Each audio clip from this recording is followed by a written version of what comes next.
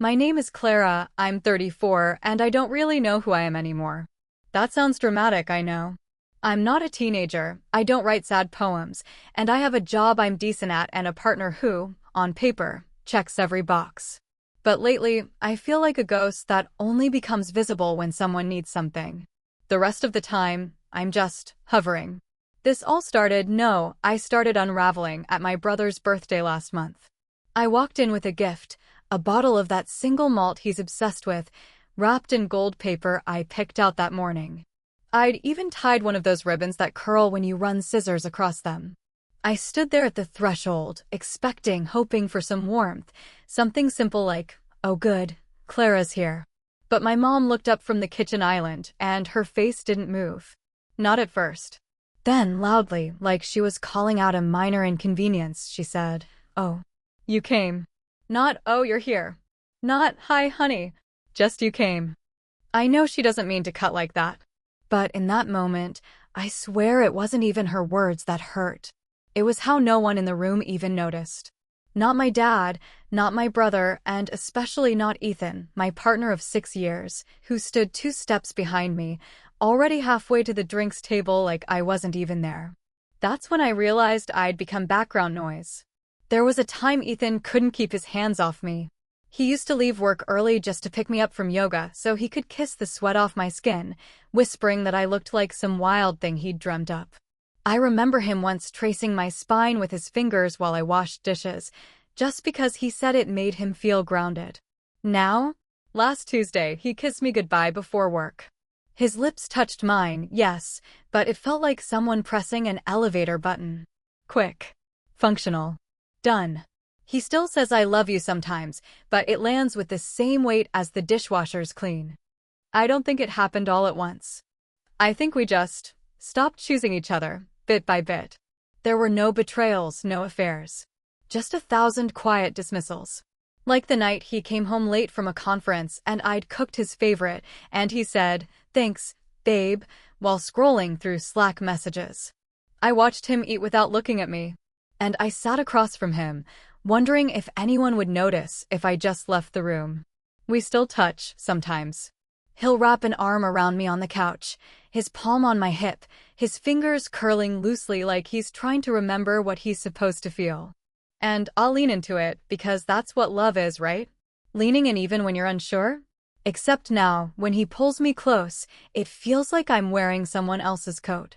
Familiar, but not quite mine. The last time we had sex, 3 weeks ago, I cried in the shower after. Not because it was bad. It wasn't. It was just silent. Like we were reenacting a memory we weren't connected to anymore. I didn't even think he noticed the tears. But maybe that's worse than him noticing. Sometimes I wonder if I've changed too much. I used to laugh louder, talk faster, ask questions that made strangers open up. I used to wear color. Now I look at my closet and everything is oatmeal or navy. Efficient. Soft enough to disappear in. People still say Ethan and I are solid. They say we're stable. And I nod, smile, play the part. Because what do you say? That love can rot while it still looks ripe? I think the moment I truly knew something had changed was 2 nights before my brother's party. We were brushing our teeth side by side. He looked at me in the mirror right at me and asked if I'd fed the cat. Not, "How was your day?" Not, "You okay? You seem tired." Just logistics. I stared at him, toothbrush halfway to my mouth, and thought, I could be anyone. Anyone who feeds the cat, pays the electric bill, keeps track of birthdays. And then, at the party, when my mom saw me and said those words, "Oh, you came," something inside me cracked. Because it felt like everyone in my life had stopped being surprised by me. Like I'd become the most expected version of myself. Predictable. Convenient. Easily ignored. That's the night I started to really listen to the silence between Ethan and me. To the tiny gulfs that had become canyons. And now I can't stop hearing it. Even when he's right beside me in bed. Especially then. Ethan's a paramedic. That matters here, I think, because people like him are trained to act fast, stop bleeding, stabilize the situation. He knows how to save lives. He doesn't always know how to sit with pain he can't fix. We had one of those quiet arguments last week. The kind that doesn't involve yelling, just pauses long enough to make you realize you're not really talking anymore. It started with laundry. I had a bad day at work, back-to-back Zoom meetings, a manager who talked over me, and a migraine inching in behind my eyes. I came home to a mountain of unfolded clothes on the couch and cat puke on the rug. Ethan was watching hockey with a beer in his hand. I said, "Hey, could you help me with the laundry?" He smiled without looking at me. "Yeah, in a bit." 15 minutes passed. Then 30. I stood there, folding shirts that weren't even mine, swallowing down this rising lump in my chest that wasn't about the laundry at all. When he finally joined me, he wrapped his arms around my waist from behind and kissed my neck. His voice was soft. "I missed you today." I froze. Because I needed him to see me. Not touch me. Not fold his one around my body like a solution. I wanted him to ask how I was, really. I wanted him to sit beside me and notice how quiet I'd become. How much of me had started curling inward. Instead, I forced a laugh. "I was here the whole time." He nuzzled my shoulder. "That's not what I meant." And maybe that was his way of trying. But it landed all wrong. It felt like someone handing you flowers at a funeral. Beautiful, yes, but not what you need. I pulled away. "Can we just fold?" He blinked, like I'd swatted him. "Okay." We folded in silence, his body stiff, mine humming with this nervous energy that I couldn't untangle. I hated how I always made him feel like he was doing something wrong. But I also hated how tired I was of being touched like I was fine. When we got into bed that night, he slid closer under the sheets, his hand grazing my thigh. I didn't move. "Clara," he whispered. "You okay?" "Yeah, I lied." He kissed my shoulder. Then my neck. He was being gentle, slow, the way he used to be when we were new, and everything felt electric. But I couldn't make my body respond. Not because I didn't want him, God, I wanted to want him, but because something in me had closed. Like a door left open too long that finally creaked shut. He didn't push. He just rolled onto his back and stared at the ceiling. That was almost worse. I turned toward the wall, blinking hard. "I'm just tired." He didn't say anything. I think that's the moment when it really hit me, how we'd started missing each other in all the small, important ways.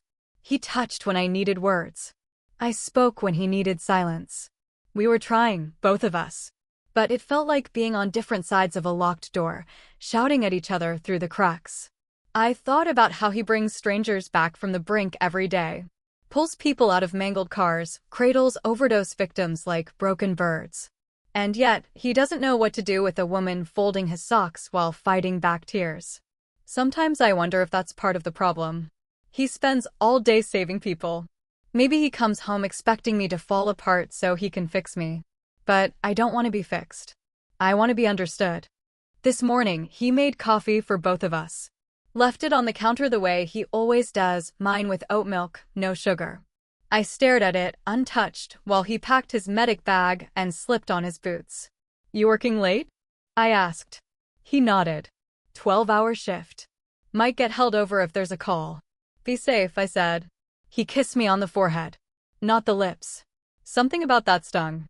When the door closed behind him, I stood in the quiet kitchen and stared at my untouched coffee, thinking about how someone can love you and still not see you. I don't know how long I stood there. Just me, the hum of the fridge, and the steady drip of something I couldn't name, leaking between us. Love, maybe. Or the ghost of it. It happened again last night. We were watching a movie, something light, forgettable, with explosions and sarcastic banter. Ethan was sprawled across the couch, and I sat tucked into the corner, legs folded beneath me, clutching a throw pillow I didn't really need. Halfway through, he reached over and placed his hand on my thigh. Just rested it there, like we were still us. I didn't move. Didn't even look at him. A few minutes later, he started tracing circles on my leg with his thumb. Slow. Deliberate. I felt my body tense, not because it was wrong, but because it should have felt good. I should have leaned into it. But instead, I froze, like my muscles were waiting for something to go wrong. And then he leaned in to kiss my neck. I flinched. Not a huge recoil, just enough for his hand to still. Enough for the air between us to crackle with sudden awareness. He paused. Too much. I tried to smile. Just surprised me. But even that was a lie. Nothing about him surprises me anymore. He pulled his hand back slowly, resting it behind my head like he hadn't just been rejected. I turned my face toward the screen, pretending to care about whatever plot twist was happening. My heart was pounding in this strange, muted rhythm. Not from fear. From guilt. From confusion. A few minutes later, he tried again, kissing the top of my head this time, then letting his fingers trail softly over my arm. I didn't pull away. But I didn't lean in either. My skin just sat there, neutral. Unmoved. Like the arm didn't belong to me. He shifted closer and whispered, "You've been really quiet lately. Are we okay?" I nodded. Too fast. "Yeah, just tired." "Clara," he said gently, "I know when you're tired. And I know when something's off." I hated how kind his voice was. It made me feel like a monster for not melting into it. He touched my jaw, guiding my face toward his. He kissed me slow, familiar, careful. Like he was trying to remind me of something we'd both forgotten. But I felt nothing. No flutter in my chest. No pull in my stomach. Just a dull ache of absence. Like I was kissing someone I used to know, someone whose mouth still fit against mine but no longer said anything I understood. When he pulled away, I opened my eyes and saw the question in his. "You didn't feel that?" he asked softly. I blinked. "Of course I did." He gave a half laugh. "No, I mean feel it." I opened my mouth to respond, but nothing came out. Because what do you say when the answer is no, but you still love the person? What do you say when your body wants to want him but just doesn't? I stood up too quickly. "I'm gonna make some tea." He didn't follow me into the kitchen. I heard the movie resume, its volume suddenly too loud in the silence I left behind. I gripped the counter with both hands while the kettle screamed, and my thoughts raced in circles. I'm not cold. I'm not frigid. I used to crave him. There was a time he could touch my back and my whole body would arch like a bowstring. Now, his touch feels like a question I don't know how to answer. I don't even know when it shifted. Maybe around year 4. Maybe after we stopped talking before bed. Maybe after we started brushing teeth in silence. Sometimes, I think the love is still there, it just doesn't reach the skin anymore. And standing in that kitchen, alone in the fluorescent glow, one question ran through my head on repeat, loud and unforgiving. Ethan made dinner. That's how it started. He'd taken the night off, which was rare, and lit a candle in the center of the table like we were dating again. Pasta carbonara, a bottle of red we'd been saving. There was music, Frank Sinatra, his romantic playlist. I walked in still wearing my work clothes, hair in a knot, mascara smudged from rubbing my eyes all day. He looked up, smiling like he wanted points. Surprise. My throat tightened. I hated how sweet he was being. I hated how much I wanted to let this fix everything. And I hated that it wouldn't. I tried. I really did. I kissed him on the cheek and sat down. He poured me a glass of wine and talked about his day, something about a teenager who dislocated his shoulder at football practice and kept joking through the pain. I laughed in the right place. I nodded. I asked follow-up questions. I was doing it. Playing the role. Then he reached across the table and took my hand. "Hey," he said softly. "You've felt far away lately. I thought this might help us reconnect." I looked down at our hands. His thumb was stroking mine slowly, rhythmically. It should have felt comforting.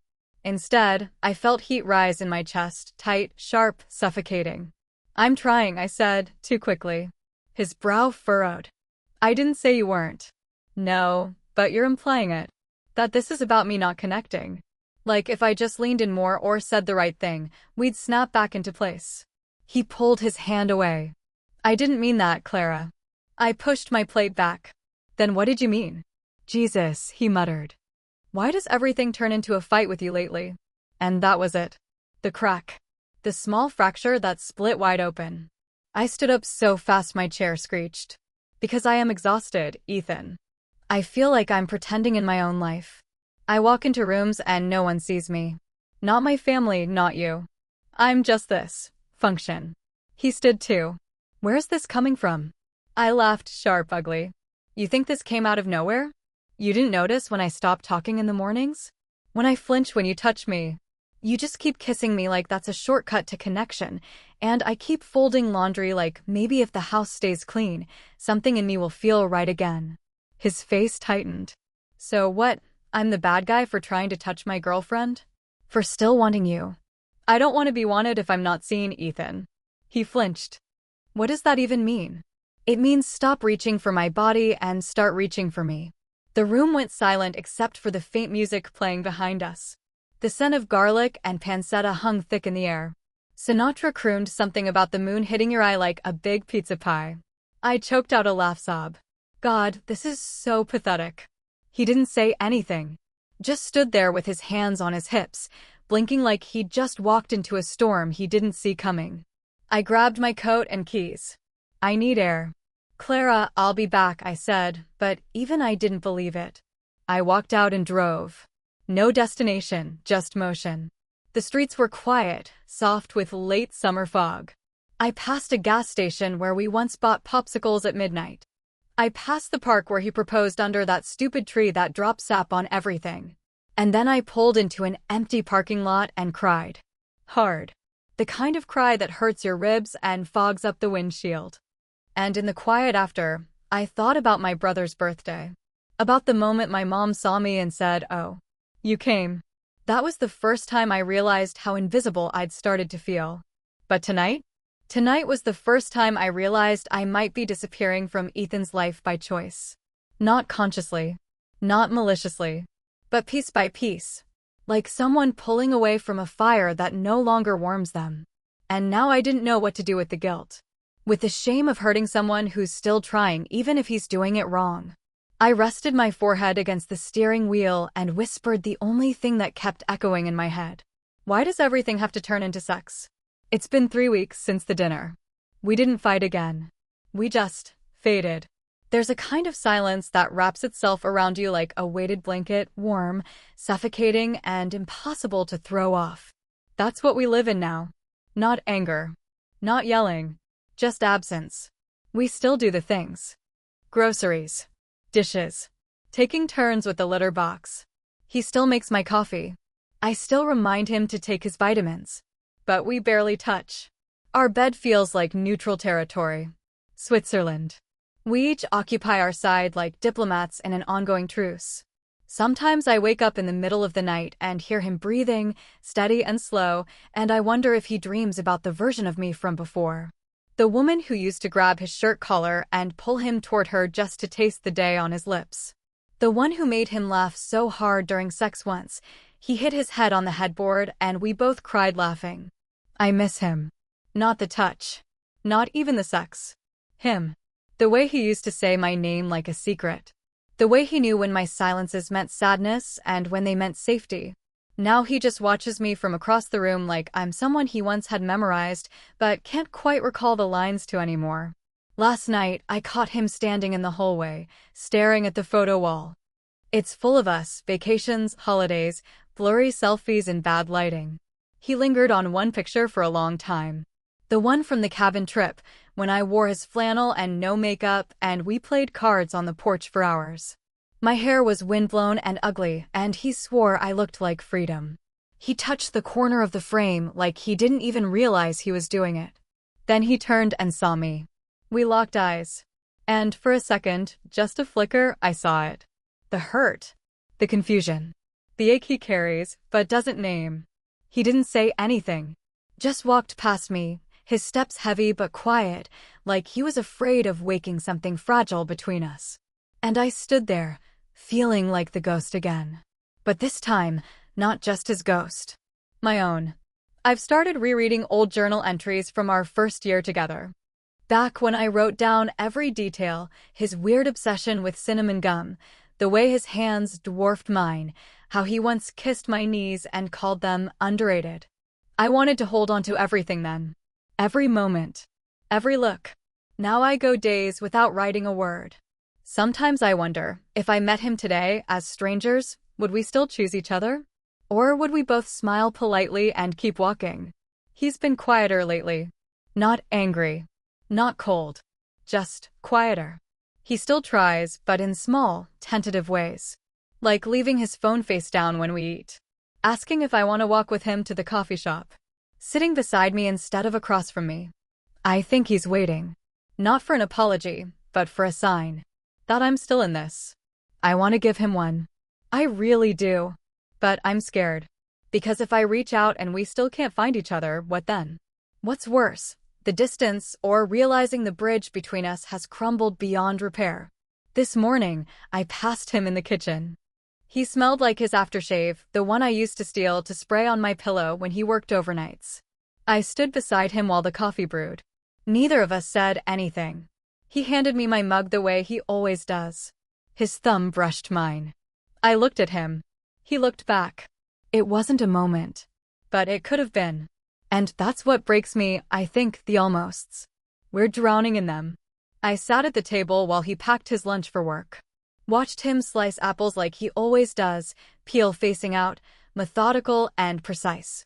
I watched the way his shoulders slumped just slightly, like he carries something heavier than the day. I suddenly remembered something stupid. One time, years ago, he texted me during a brutal shift, "I don't want to save strangers today. I just want to come home to you." And now he is home. And I'm the one he can't reach. I spent most of the afternoon walking around the neighborhood, thinking, playing conversations in my head that I've never had the nerve to start. I walked past the bakery where we used to split a croissant and argue about whether almond is superior to chocolate. It is. Everything reminds me of him. Of us.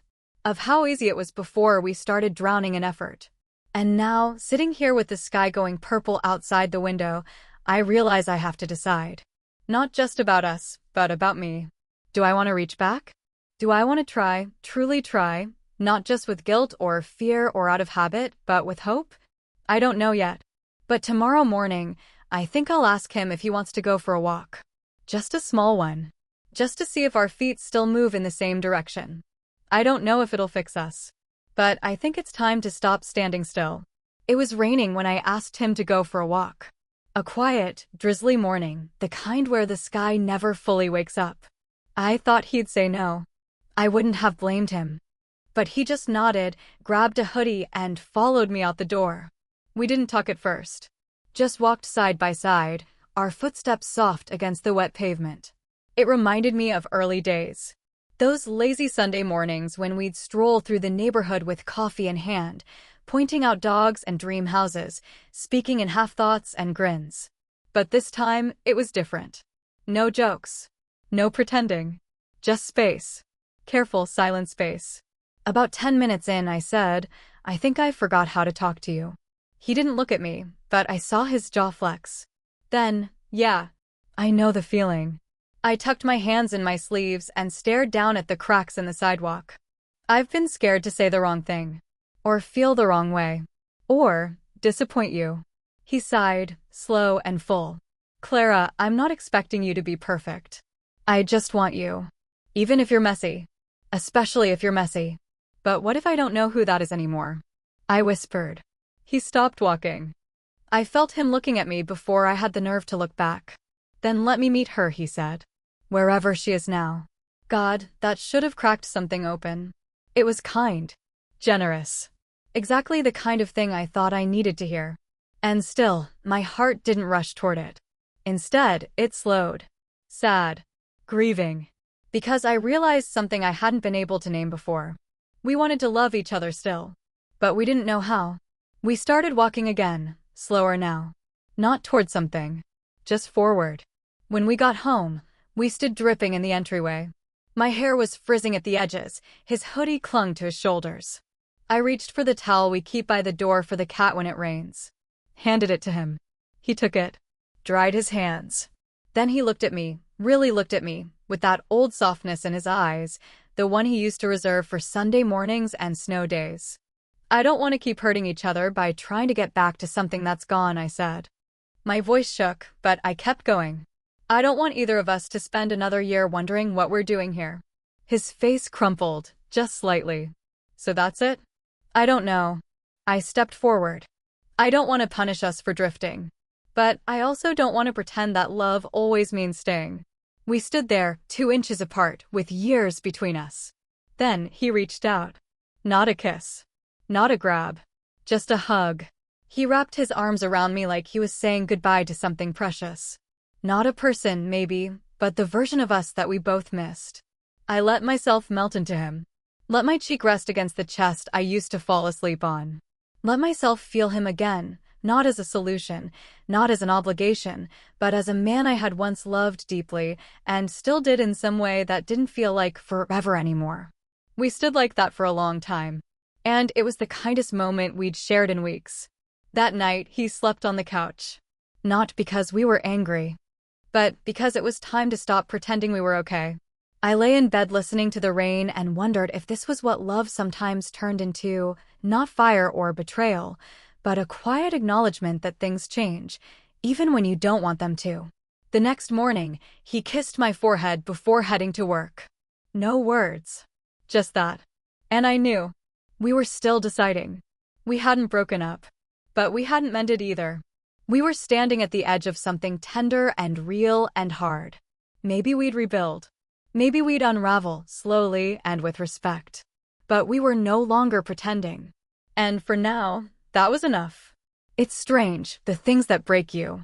It's never the grand betrayals, the slammed doors, or screaming matches.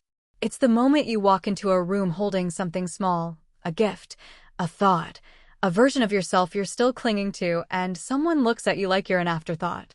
That day, at my brother's birthday, my mom saw me and said, "Oh, you came." And it wasn't even cruel. Just casual. But I remember standing there, gift in hand, and realizing I had shown up not just to celebrate him, but to prove, somehow, that I still existed. That moment stayed with me.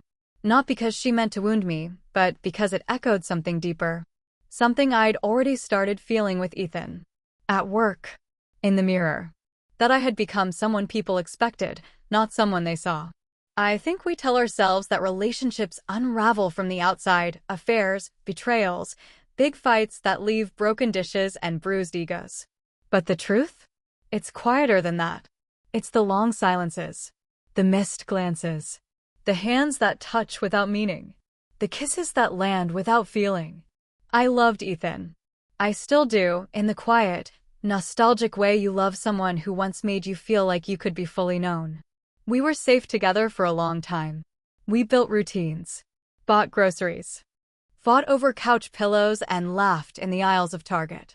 But somewhere along the way, the things we built started replacing the reasons we built them. I used to think desire was about sex, about heat, about spontaneity and bodies pressing into each other at inconvenient moments. And sure, that matters. But desire, real desire, is about being chosen not just once, but again and again, when it would be easier not to. Desire is emotional attention. It's curiosity.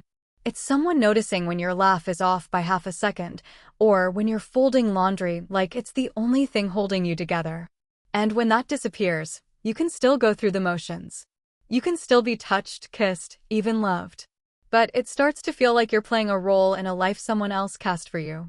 I didn't want to resent Ethan. He's a good man. He tries in the ways he knows how. But I think we both started showing up with habits instead of hunger. I needed him to sit in my sadness, not smooth it over.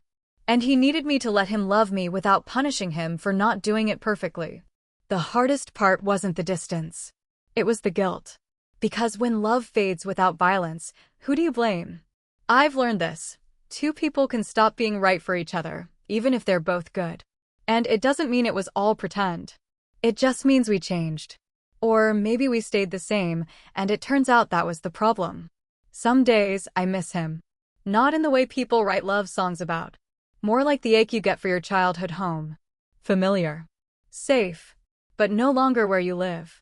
We still talk sometimes. Civil, kind, with these little pauses where old instincts try to rise and then retreat. I think we're both learning how to hold the love that remains without trying to turn it back into something it no longer wants to be. I've started learning myself again. Slowly. Without trying to make every moment productive or palatable. I go to the bakery alone now. I still get almond croissants. I sit near the window, sip coffee, and let myself be a little bored. A little uncertain. A little me. Desire still scares me. Not the sexual kind, the soul kind. The longing to be seen, known, chosen. It's vulnerable. Risky. But it's also the only thing I know for sure I want next time. I want to be wanted for who I am when I'm quiet. When I'm tired. When I'm not smiling. I want someone who doesn't just kiss me goodnight, but who asks how my day really felt.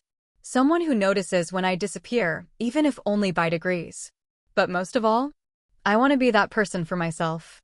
Because I don't want to walk into another room, birthday or not, wondering if anyone will see me. I want to walk in already knowing I do. So, yeah, I came. And next time, I'm coming as myself. Whether anyone notices or not.